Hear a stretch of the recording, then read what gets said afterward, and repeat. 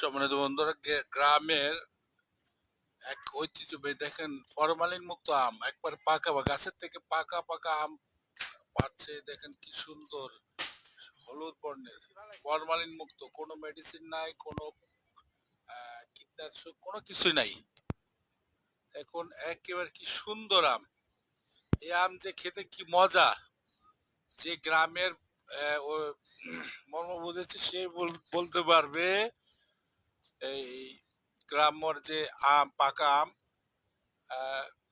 ছোটবেলার যে ছড়া আছে, মামার বাড়ি আম কুড়াতে সুখ, দেখেন তার পরিমাণ এত সুখ যে গ্রামের যে গাছ পাকা আম যে খেয়েছে সে বলতে বলতে পারবে যে গ্রামের আম কেমন, কি সুস্বাদু। দেখুন একবার হলুদ বর্ণের, এই যে কি সুন্দর। আসলে হ্যালো, আসলে আমরা আমরা ঢাকা শহর বলেন, বিভিন্ন জায়গায় বলেন, কীটনাশক এবং ফরমালিন যুক্ত যে আমগুলা খায় আমাদের স্বাস্থ্যের খুবই ক্ষতি।